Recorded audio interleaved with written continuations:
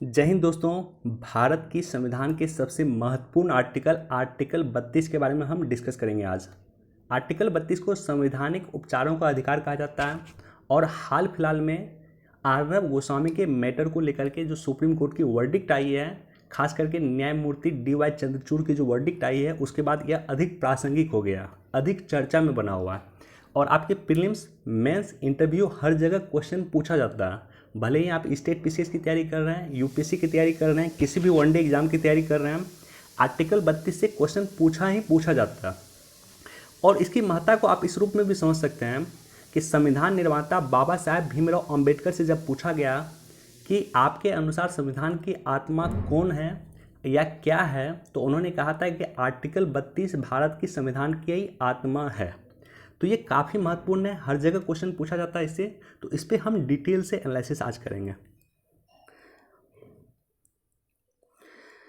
देखो, आर्टिकल 32 को जो है संविधान के तहत भाग 3 में शामिल किया गया। जैसे आर्टिकल 32 कहाँ है? संविधान के भाग 3 के मौलिक अधिकार में। जैसा कि आपको पता है कि भाग 3 में जो है अनुच्छेद 12 से लेकर के अनुच्छेद 35 तक है। और चूंकि आर्टिकल 32 जो है अपने आप में एक मौलिक अधिकार है और इसका काम क्या है? इसका काम है कि संवैधानिक उपचारों का अधिकार, यानी राज्य अगर आपके मौलिक अधिकार का हनन करता है तो ऐसे कंडीशन में आर्टिकल 32 के तहत आप सुप्रीम कोर्ट जा सकते हैं राज्य के खिलाफ, राइट। इसलिए इसे संवैधानिक उपचारों का अधिकार कहा गया। अब देखो, डॉक्टर अंबेडकर ने अनुच्छेद 32 को संविधान का सबसे महत्वपूर्ण अनुच्छेद बताया, एक अनुच्छेद जिसके बिना संविधान अर्थहीन है या संविधान की आत्मा और हृदय। अगर आपसे पूछा जाए कि भारत की संविधान की आत्मा क्या है, तो आप बोले प्रस्तावना भारत की संविधान की आत्मा है। लेकिन जब आपसे कैटेगोरिकली यह पूछा जाए कि डॉक्टर भीमराव अंबेडकर के अनुसार भारत की संविधान की आत्मा क्या है, तब बोले आर्टिकल 32। डॉक्टर अंबेडकर के अनुसार आर्टिकल 32 के बिना भारत की संविधान प्रासंगिकहीन है, अर्थहीन है, इसका कोई वजूद नहीं है आर्टिकल 32 के बिना। इसलिए उन्होंने संविधान की आत्मा आर्टिकल 32 को कहा है। अब देखो, आर्टिकल 32 में क्या होता है? आर्टिकल 32 के तहत सुप्रीम कोर्ट रीट जारी कर सकती है। आपके मौलिक अधिकार का उल्लंघन हो रहा है, आप सुप्रीम कोर्ट गए और सुप्रीम कोर्ट के आर्टिकल 32 के तहत, अनुच्छेद 32 के तहत सुप्रीम कोर्ट रीट जारी कर सकती है राज्य के खिलाफ, राइट। और जिस तरह से सुप्रीम कोर्ट में आर्टिकल 32 को लेकर के प्रोविज़न है, वही सेम प्रोविज़न हाई कोर्ट में, उच्च न्यायालय में अनुच्छेद 226 में है। तो आर्टिकल 32 और 26 में जो है सिमिलरिटी यह है कि दोनों में आपके अधिकार का अगर उल्लंघन होता है तो आप सुप्रीम कोर्ट जा सकते हैं 32 के तहत, और 226 के तहत आप हाई कोर्ट जा सकते हैं। बाकी इसमें क्या अंतर है, नीचे हम डिटेल से एनालिसिस करेंगे। अब देखो, 5 तरह का रीट होता है। पहला होता है बंदी प्रत्यक्षीकरण, दूसरा होता है प्रमादेश, तीसरा होता है प्रतिषेध, चौथा उत्प्रेषण, पांचवा अधिकार परीक्षा। डिटेल से एनालिसिस हम करेंगे इस सभी का। अब देखो, आर्टिकल 32 और 226 में पहला अंतर है कि आर्टिकल 32 के तहत आप सुप्रीम कोर्ट जा सकते हैं और आर्टिकल 226 के तहत आप हाई कोर्ट जा सकते हैं, पहला अंतर। दूसरा और सबसे महत्वपूर्ण अंतर यह है कि आर्टिकल 32 के तहत सिर्फ मूल अधिकार का उल्लंघन हो रहा है तभी आप सुप्रीम कोर्ट जाएंगे। अगर आपके मौलिक अधिकार का राज्य उल्लंघन कर रहा है, आपके मौलिक अधिकार का कोई संस्था उल्लंघन कर रहा है, तभी आर्टिकल 32 के तहत आप सुप्रीम कोर्ट जा सकते हैं। लेकिन आर्टिकल 226 काफ़ी ब्रॉड है।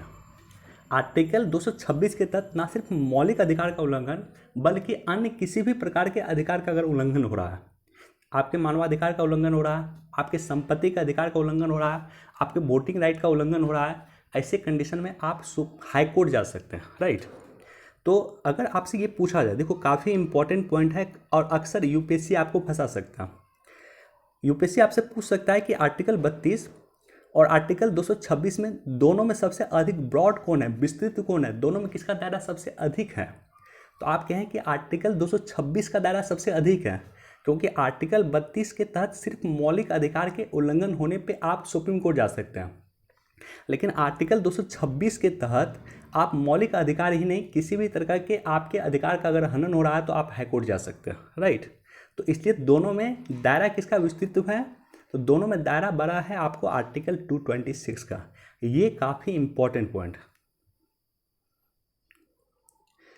अब देखो तीसरा पॉइंट है, चूंकि आर्टिकल 32 जो है अपने आप में एक मौलिक अधिकार है, इसलिए सुप्रीम कोर्ट आर्टिकल 32 के तहत अगर आप सुप्रीम कोर्ट जाते हैं तो सुप्रीम कोर्ट आपके रीट की सुनवाई करने से जो है मना नहीं कर सकता। सुनवाई सुप्रीम कोर्ट को करना ही करना है, क्योंकि आर्टिकल 32 के तहत मौलिक अधिकार है यह, सुप्रीम कोर्ट इस पर इनकार नहीं कर सकता। और आर्टिकल 226 क्या है, ये मौलिक अधिकार नहीं है, और मौलिक अधिकार नहीं है स्पष्ट है कि हाईकोर्ट जो है इसको सुनवाई से मना कर सकता है, हाईकोर्ट रिजेक्ट कर सकता है आपके अपील को। तो आर्टिकल 32 के तहत सुनवाई से इनकार नहीं कर सकता सुप्रीम कोर्ट, और आर्टिकल 226 के तहत हाईकोर्ट आपके सुनवाई से इनकार कर सकता। तो ये बेसिक 3 अंतर है, याद रख लेना आप।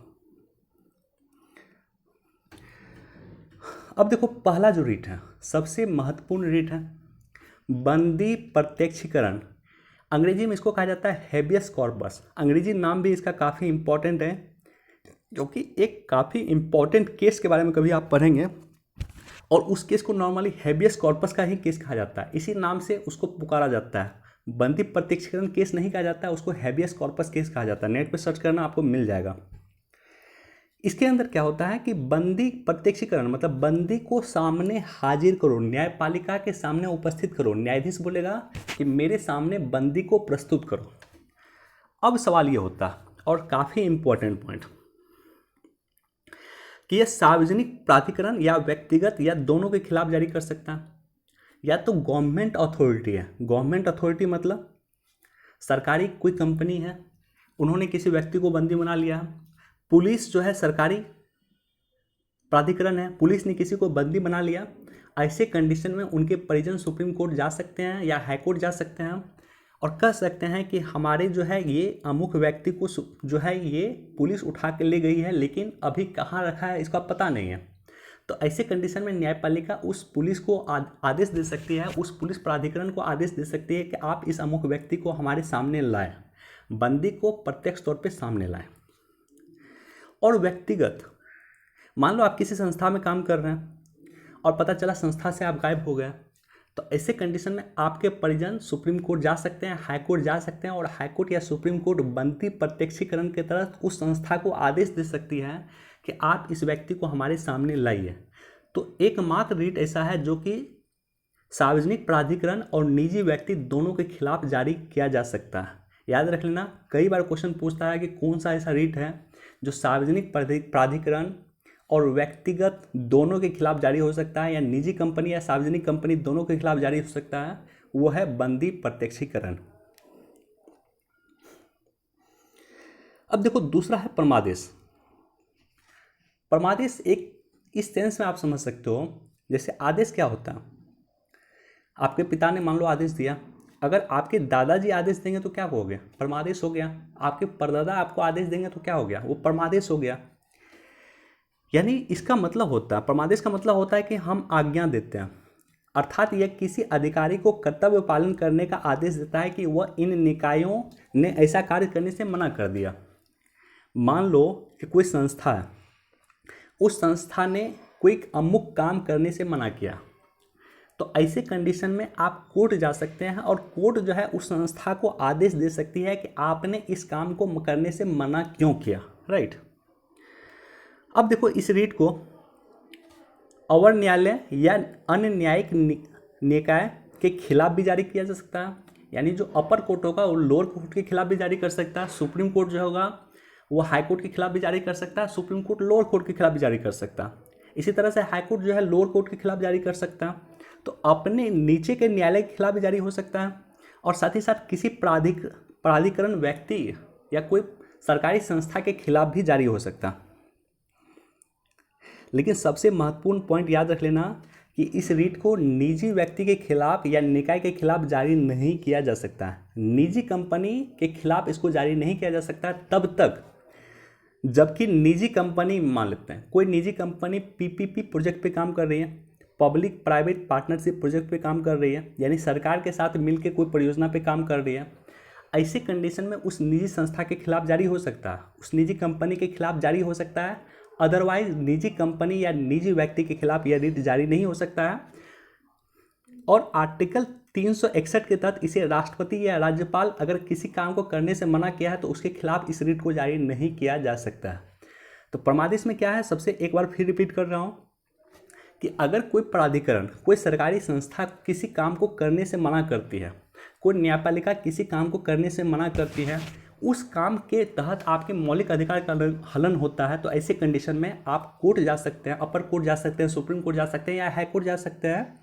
और हाई कोर्ट या सुप्रीम कोर्ट आदेश देगी कि आपने इस काम को करने से मना क्यों किया, आप इस काम को पूरा करें, राइट।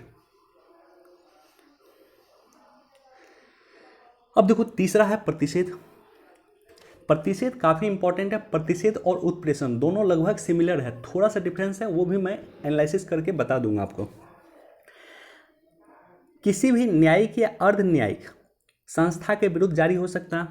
और प्रतिषेध मतलब क्या होता है, प्रतिषेध नहीं बोलते हैं, किसी अगर मान लो मिलिट्री जोन में जाओगे तो वहाँ पे लिखा होता है प्रोहिबिटेड जोन, यानी प्रतिषेध जोन लिखा होता है। यानी इस रेट को तब जारी किया जा सकता है जब किसी न्यायिक या अर्ध न्यायिक संस्था के विरुद्ध जारी किया जा सकता है। इसके माध्यम से न्यायालय के न्यायिक अधिकार के क्षेत्र से बाहर निकल के कार्य करने से रोकती है। यानी मान लो अगर आप मिलिट्री जोन में मान लो जाते हैं बाइक लेकर, तो वहाँ लिखा होता है कि ये क्षेत्र प्रतिबंधित क्षेत्र है या प्रतिषेध क्षेत्र है, तो यानी उसके अंदर आप नहीं जा सकते हैं।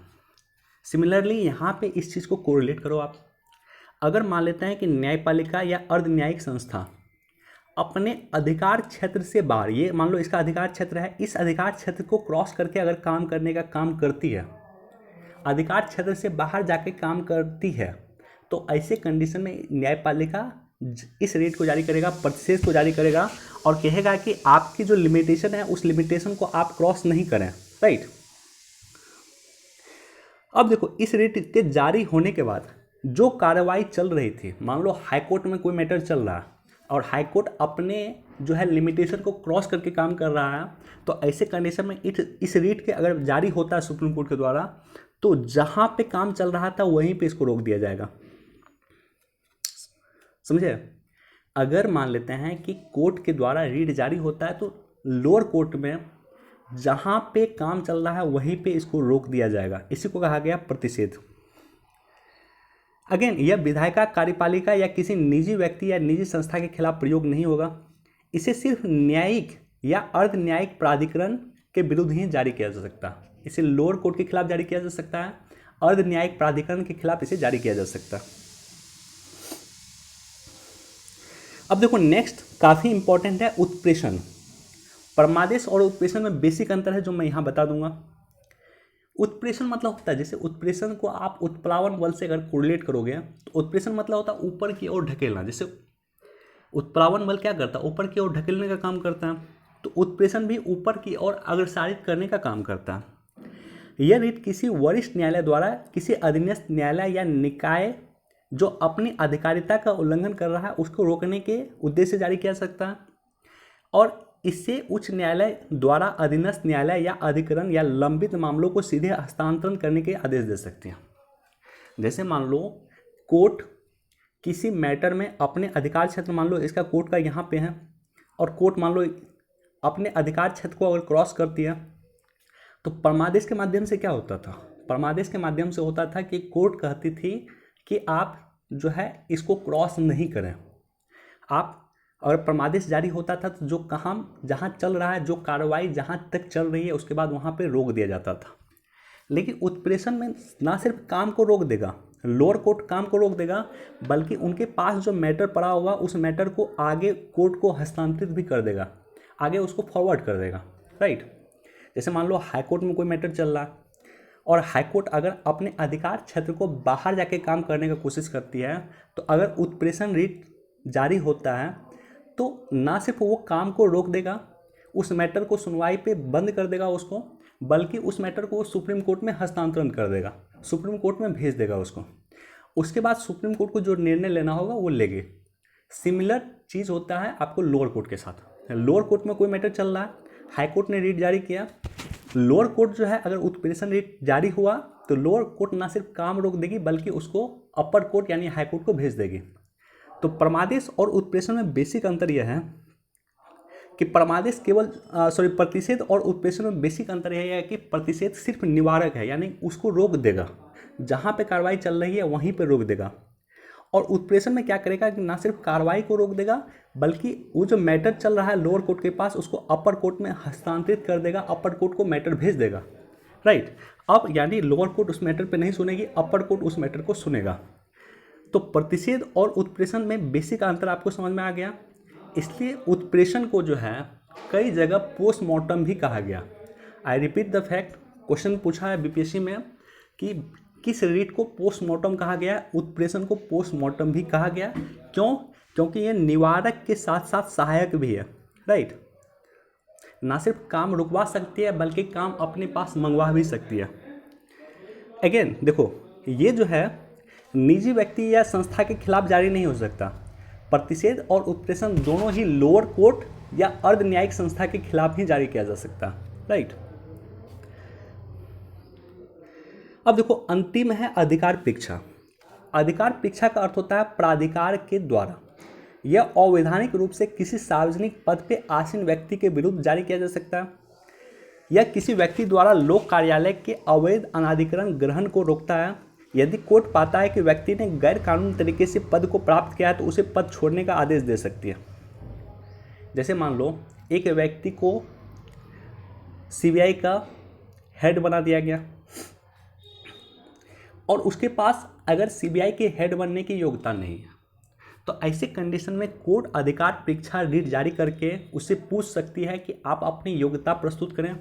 और कोर्ट अगर पाता है कि उस व्यक्ति के पास सीबीआई की डायरेक्टर बनने की योग्यता नहीं है तो उसे तुरंत आदेश दे सकता है कि आप इस पद को छोड़ें। यानी कोई भी व्यक्ति किसी सार्वजनिक पद पे अगर चला गया है और सार्वजनिक पद पे अवैधानिक रूप से गया है या उसके पास उस पद के लिए योग्यता नहीं है या इलीगल तौर पे उस पद पे चला गया है, तो अधिकार परीक्षा के माध्यम से कोर्ट बोल सकता है कि आप अपनी योग्यता प्रस्तुत करें, आप अपनी क्राइटेरिया प्रस्तुत करें, और कोर्ट अगर सेटिस्फाइड नहीं होगा तो उसे उस पद को छोड़ने का आदेश दे सकती है, राइट। अब देखो, फिर यहाँ पे एक क्लॉज है कि इसे मंत्री कार्यालय और निजी कार्यालय के विरुद्ध नहीं जारी किया जा सकता। मंत्री मान लो पढ़ा लिखा नहीं है, फिर भी मंत्री के खिलाफ इसको जारी नहीं किया जा सकता। सार्वजनिक प्राधिकरण अगर होगा, सरकारी संस्था में अगर होगा तो उसके खिलाफ जारी किया जा सकता है, मंत्री के खिलाफ जारी नहीं हो सकता है, और निजी कार्यालय के खिलाफ भी इसको जारी नहीं किया जा सकता। तो चलो, कोशिश किया है मैंने कि पांचों रीट पे डिस्कस करने का। एक बार फिर से मैं थोड़ा सा आपको रिवाइज करवा देता हूँ कि जो सबसे पहला रीट था बंदी प्रत्यक्षीकरण, उसका मतलब होता है कि बंदी को सामने प्रस्तुत किया जाए। परमादेश का मतलब होता था कि अगर कोर्ट पाता है कि जो काम करना चाहिए वो काम कर नहीं पा रही है संस्था, सरकारी संस्था, तो ऐसे कंडीशन में परमादेश देकर कहती कि ये काम करें। उसके बाद प्रतिषेध, अगर अपने अधिकार क्षेत्र को क्रॉस करते हुए अगर न्यायपालिका काम करती है, अधीनस्थ न्यायालय काम करती है, तो ऐसे कंडीशन में उसको काम रोकने का आदेश दे सकती है प्रतिषेध के द्वारा कि जहाँ पे आप काम कर रहे थे वहीं के वहीं इसको रोक दें क्योंकि आप अपने लिमिटेशन को क्रॉस कर रहे हैं। उत्प्रेषण में ना सिर्फ काम रोकने का आदेश दे सकती है बल्कि काम को अपने पास मंगवा सकती है। अगर हाई कोर्ट या लोअर कोर्ट कोई मैटर चल रहा है और मैटर को प्रतिषेध के द्वारा काम रोकने का आदेश दे सकती है, जहाँ पे अगर प्रतिषेध रीट जारी हुआ तो जहाँ पे मैटर चल रहा है वहीं पे रुक जाएगा, उत्प्रेषण रीट जारी हुआ तो जहाँ पे मैटर चल रहा है वहीं पे रुक जाएगा और साथ ही साथ मैटर को अपर कोर्ट के पास हस्तांतरित कर दिया जाएगा। और अधिकार परीक्षा, कोई व्यक्ति सरकारी संस्था में अगर इलीगल तौर पे नियुक्त किया गया है तो वैसे कंडीशन में कोर्ट उससे अपने अधिकार के बारे में पूछ सकती है, उससे योग्यता के बारे में जान सकती है, और कोर्ट अगर इलीगल पाती है तो वैसे कंडीशन में उसे पद छोड़ने का आदेश दे सकती है। चलिए, बहुत बहुत धन्यवाद। मुझे लगा कि आपको ये सारे के सारे पॉइंट क्लियर हो गए हैं। वीडियो देखने के लिए बहुत बहुत धन्यवाद। Thank you so much. Please do like, share and subscribe. Thank you.